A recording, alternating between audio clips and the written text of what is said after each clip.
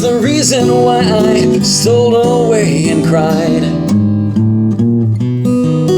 Alright, welcome to Guitar Books, the podcast. My name is Joe McMurray.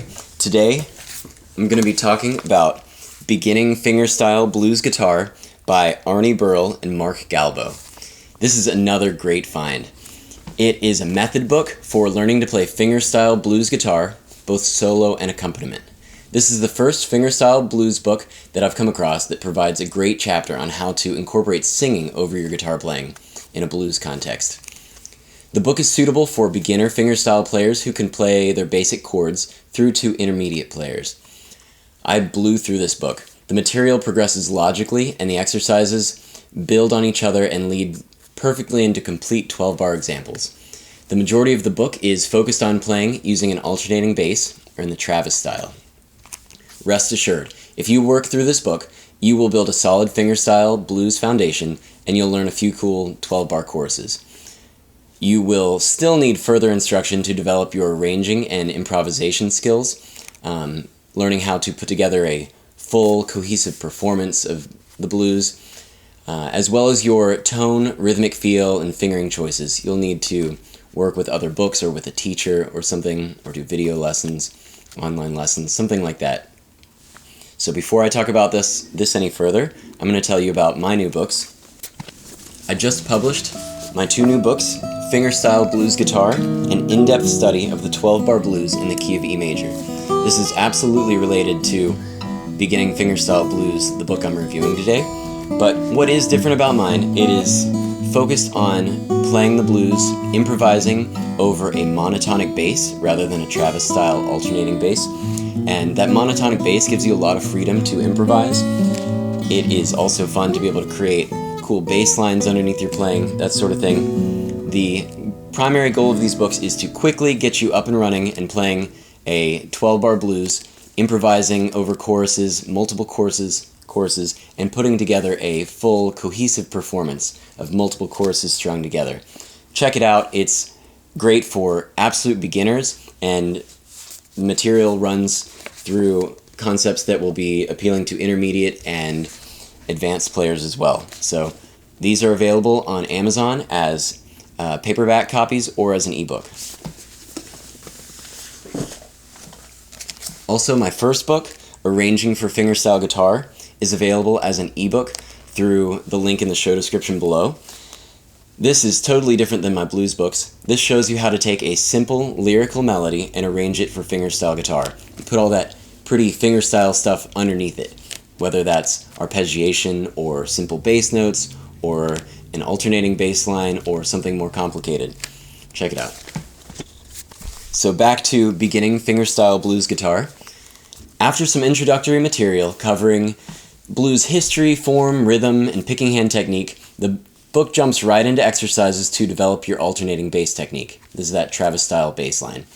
Assuming you can already play your basic chord shapes, the book methodically shows you how to play alternating bass lines over the 1, 4, and 5 chords in the keys of A, G, and E, the great blues keys on the guitar.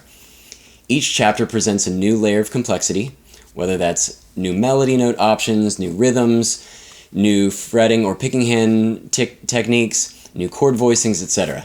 And with each layer of complexity, there are progressive exercises that always culminate in a full 12-bar example. The authors did a really great job in organizing the topics and calibrating the difficulty progression. The book flows really well. Although the examples in the early chapters are somewhat major and bland sounding, they do prepare you for the addition of blue notes and other bluesy techniques that add some soul to your sound and immediately make your playing more satisfying. Just stick with it through those early chapters. So, late in the book, the chapter on how to incorporate singing over your fingerstyle blues guitar playing is really special.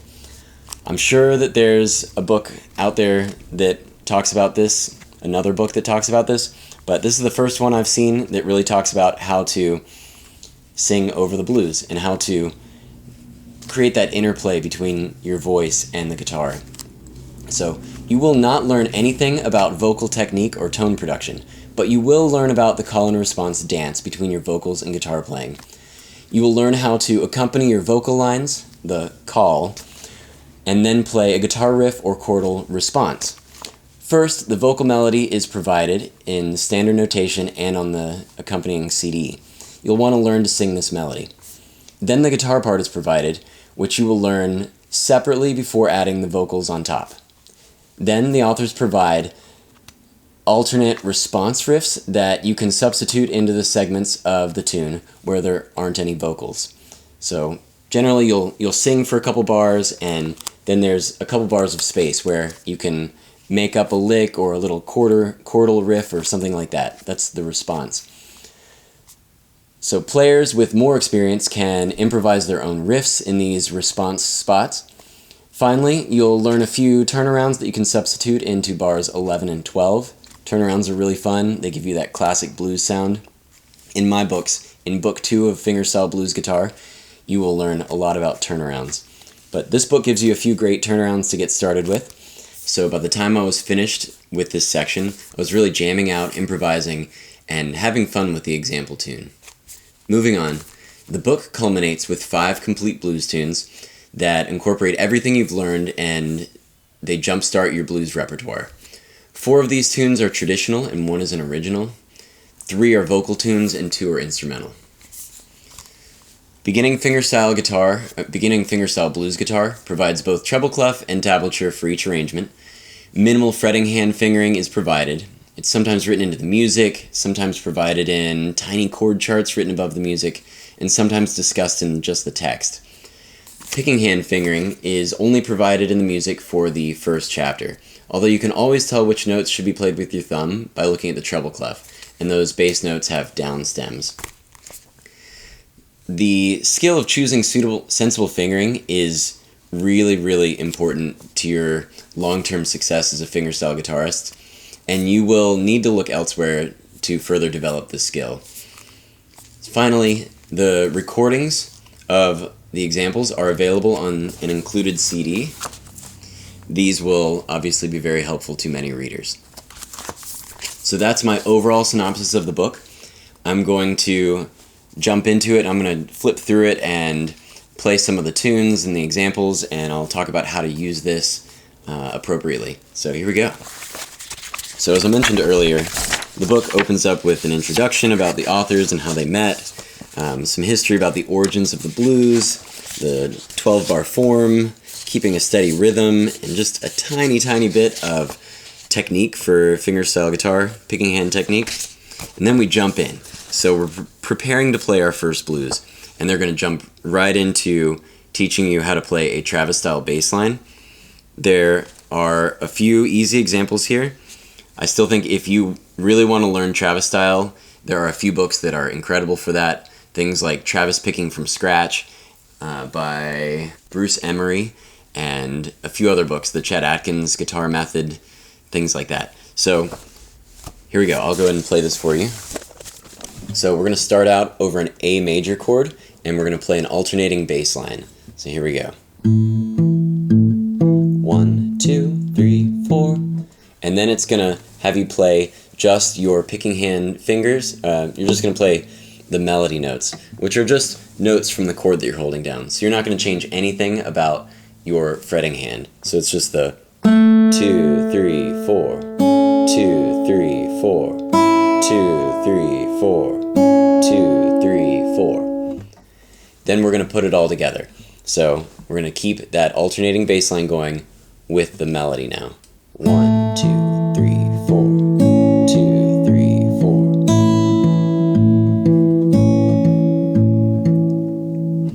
So that's how you get started. And then there are just a few more examples showing you how to play these melody notes in half notes and quarter notes. So 1, 2, 3, 4, 1, 2, 3, 4. Or in quarter notes, 1, 2, 3, 4. Something like that. Moving on. The book talks about how to play this alternating bass line underneath a D major chord and underneath an E major chord, because in the blues, the 1, 4, and 5 chords in the key of A are A, D, and E. So you need to be able to play that alternating bass line underneath each of these chords. It shows you how to do that. Now we're going to move into the tune here on page 16. This is blues in A. It's a very bland sounding tune, but it's a good starting point. It shows you how to maintain the 12-bar form and maintain that alternating bass line.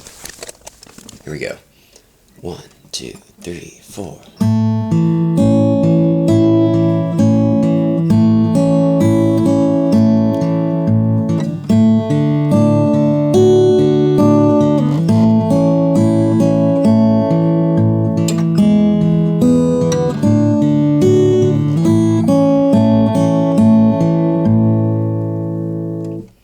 So, very simple. Then they talk about playing the blues in G, so you're going to learn how to keep that alternating bass line underneath your G chord, C chord, and D chord. And then same thing for the blues in E. So you're going to be learning about how to keep that bass line going underneath the E, A, and B chords, or B7. So the next chapter on page 21 is about melody notes. So we're finally going to play some notes outside of the chord. So the first chord, we're going to play this long A chord. So instead of this version, we're going to play this long A, as Rainer Brunn calls it. And we're going to play the A major scale, which is just... We're going to keep an alternating bass line going underneath that.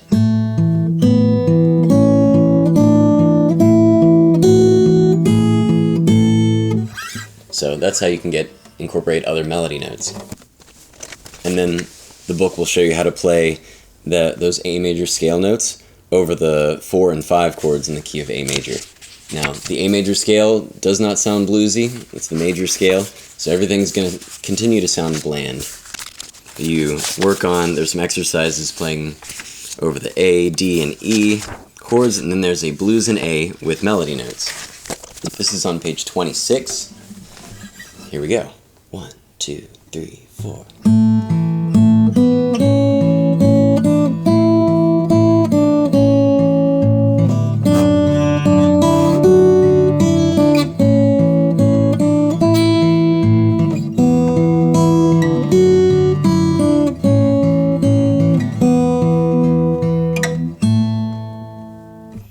Very simple. Then it shows you how to play melody notes over a G chord using the G scale. So just preparing you to play a blues in G with moving melody notes. And then the same thing for the key of E. Then we move on to working out more exciting rhythms. So we've been just using quarter notes, half notes, and whole notes. Now we're going to look at eighth notes, dotted notes, and syncopation. I love how this chapter gives you lots of exercises, starting out with just learning to play eighth notes over the alternating bass. Like this. So this exercise on page 33 starts out with quarter notes. 1, 2, 3, 4, and then eighth note. 1 and 2 and 3 and 4. And it works its way up from there. It works its way up to gradually more complicated rhythms with syncopation. So there's a cool blues in A with mixed rhythms, blues in G with mixed rhythms. By cool, it's at least got more interesting rhythms than anything you've played thus far, but it's still very bland and major sounding. Hang in there. I'm going to jump ahead on page 44. Here's the blues in G with syncopation. Here we go. I'm gonna swing this too. 1 and 2 and 3 and 4 and...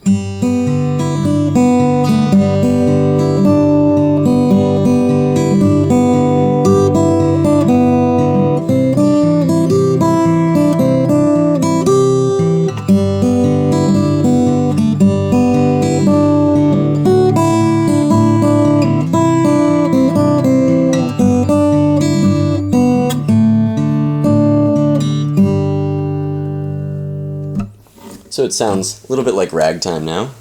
It's at least more interesting than it was. But now, you have a great foundation. You can play melodies with various rhythms over an alternating bass line. And now, on page 46, we finally get to the chapter on blue notes. This is where things start to get really interesting. So, blue notes give you that bluesy sound. This is the flat third, the flat fifth, and the flat seventh. When we're playing the blues in E, the flat third is a G natural, the flat fifth is a B flat, and the flat seventh is a D natural. So on page 47, I'm going to play a blues in E with blue notes. I'm going to add some syncopation, and I'm going to add some quarter step bends, and this is going to start to sound authentic and satisfying. 1, 2, 3, 4.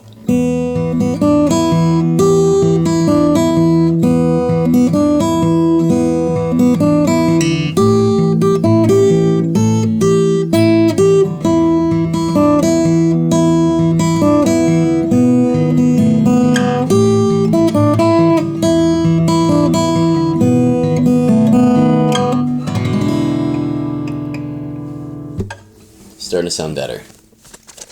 So moving on, there is a blues in A with blue notes. Then we get to fretting hand techniques. These are things like hammer-ons, pull-offs, slides, bends, double stops, things like that. They're in pretty much every method book, fingerstyle and otherwise, but they really are important. They make your playing sound much more stylish and soulful. Your own voice is largely dependent on your use of these things, the way that you vibrato notes, the way that you bend notes. Also, these things can be very useful. Hammer-ons and pull-offs and slides can make it much easier to play fast runs so that you don't have to pick every note individually. So spend some time in this chapter. Then on page 56, we get to picking hand techniques. It talks about the brush stroke. So these are rakes. I'll play an example on page 58 that combines a walking bass line over a G chord. It's a boogie-woogie bass line with these brush strokes. So you're holding down this G chord, you're going to do this brush stroke. So here it is with the boogie woogie bass line.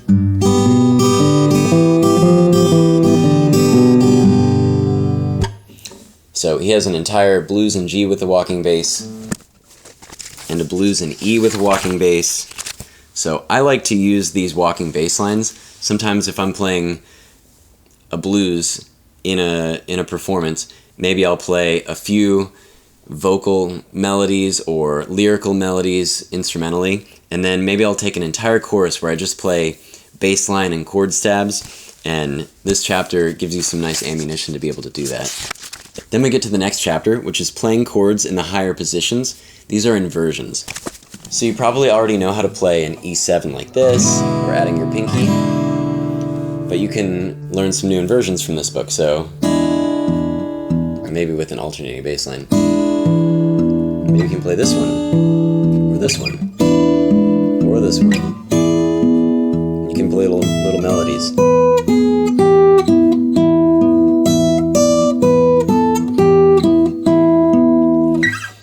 So these inversions help you to move around the neck. It extends your range so that you can move up higher. It also sounds really cool if you are singing, to be able to play some different chord inversions underneath your singing. It also just opens up lots of creative avenues. Sometimes licks just fall differently in different parts of the fretboard. So he shows you how to play these inversions for E7 chords, A7 chords, and B7 chords. And there's a little example showing you how to kind of move between these chords. So I'll play that for you really quickly. So here's moving from an E7 to an A7, back to the E7 to a B7. So it's got a little rhythmic, it's got a cool rhythm to it.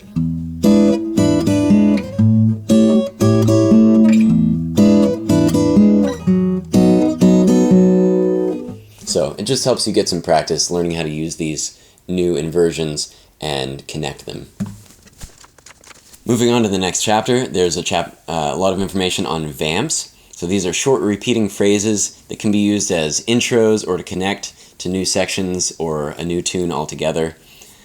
At the end, he's got a vamp in E. Most of the chapter is focused on a vamp in C, and there are 5 little pieces in the key of C major, and you connect them using this little vamp. But there's a cool vamp in E. It goes like this. And we're going to use that in the next chapter. So spend a little time on it here. So overall, this book does a great job of helping you build the foundational skills to be able to play fingerstyle blues using this alternating bass line. Where this book is really different from most other books that I've ever been through is it has this great chapter on singing the blues. This is awesome. It shows you how to, it really talks about how to sing and play the guitar and how to mix and match the singing with the guitar playing, how to create call and response. So it's not going to talk about how to adjust your embouchure or your vocal cords. It's not going to talk about singing or vocal technique, but it will talk about when and where to sing over your guitar playing. So this chapter, it has one tune. It talks about, I got these blues, mama, I'm not satisfied. So it gives you the vocal melody in treble clef, and it's got the chords above the vocal melody and the lyrics written with it. So the melody goes like this. You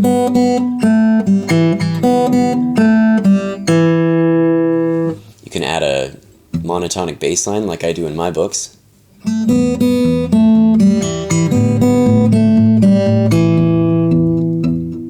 But either way, you want to actually learn to sing that. So, I got these blues, mama, I'm not satisfied. If you learn maybe just a phrase of that or the whole thing, whether from the treble clef melody here or from the accompanying CD, then you're ready to go over to the next page and learn the guitar part that goes underneath. So that's this. And a vamp.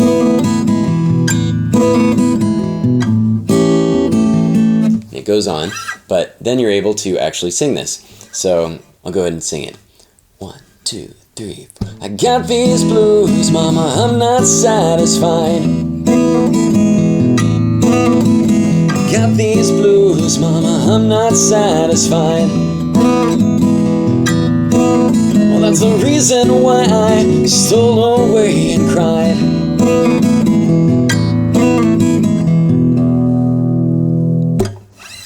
And then, what's really cool is that where we played that vamp when I wasn't singing, there are other vamps that you can play. You can play the 3 vamps they provide in the book here. So maybe this, or this one, or this one. Or you can make up your own fills.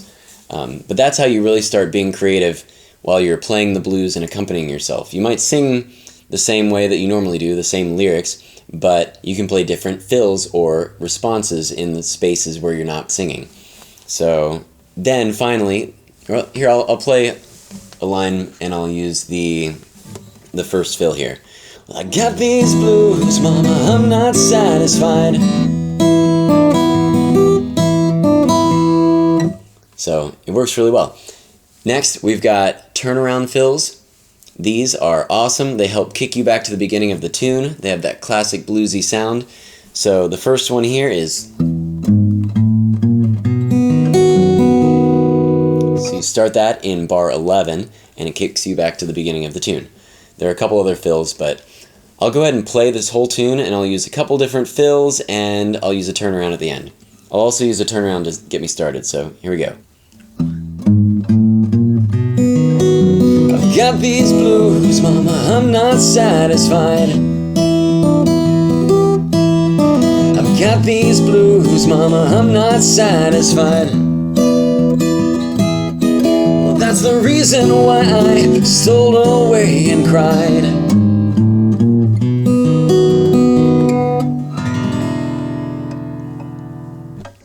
So that's really fun. I had a great time with this chapter, and I've been working on my blues singing a little bit more.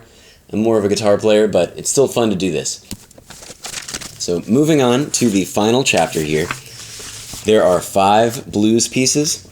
Like I said earlier in the introduction, 4 are traditional tunes, 1's an original, 3 are vocal tunes, very similar to the one we just did in the last chapter, and 2 are instrumentals. Because the vocal tunes are so similar, well, I'll play one for you. My favorite is the 3230 Blues. This is on page 91. This is a Robert Johnson tune, the legendary Robert Johnson, and Eric Clapton does a really fun version of this. It's fast and fun. Okay, so this starts out with, it shows you the vocal melody in treble clef, or you can listen to the accompanying CD. Then the guitar part has a little introduction. I'll play it here.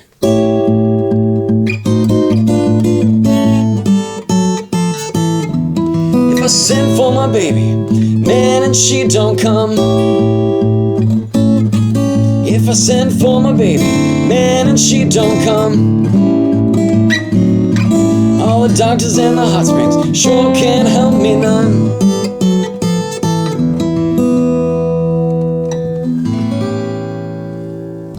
So, fun tune, and that's just to show you what you're getting in the back of the book here. So that's it for this book. I really enjoyed this. I think it does a good job of getting beginner players started playing in the style of fingerstyle blues, and it also has a great chapter on singing the blues. It's got great difficulty progression with lots of examples to give you practice. If you've never played Travis style before or with an alternating bass, there are a few other books that would be helpful to go through first, like Travis Style from Scratch by Bruce Emery. So anyway, this is a great book. I'm really glad I went through it. I recommend it. If it's right for you, hopefully you know at this point I did a really thorough review of it.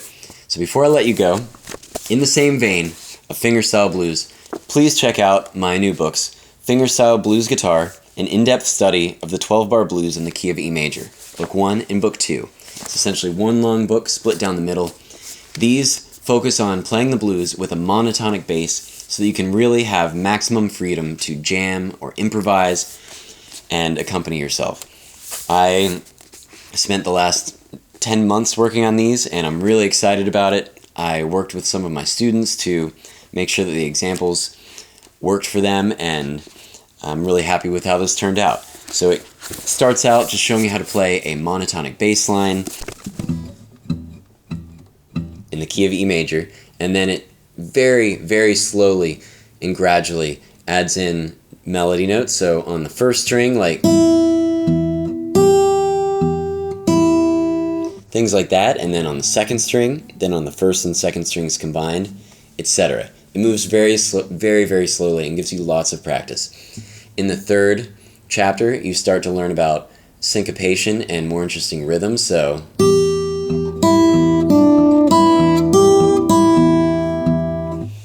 hopefully by the end of the third chapter, you can play a really satisfying fingerstyle blues, something like what I was just playing, over the full 12-bar form, and hopefully you can, play multiple choruses back to back to create a full blues performance. Chapter 4 talks about stylistic techniques, those hammer-ons, pull-offs, bends, slides, etc., to give your playing some soul. Chapter 5 talks about bass line enhancements, so maybe you can just play like that. Things like that can be really interesting, or maybe you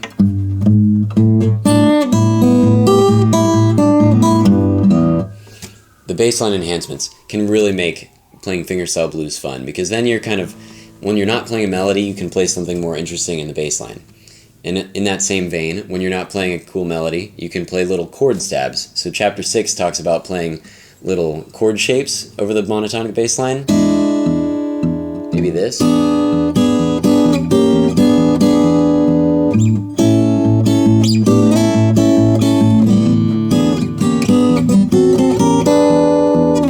Things like that.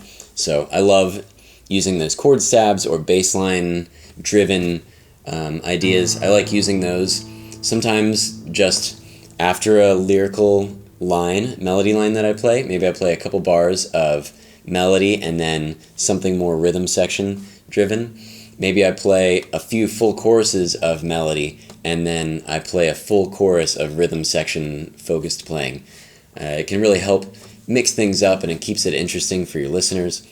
So chapter 7 actually talks about how to mix together like 2 bars of melody and 2 bars of rhythm section.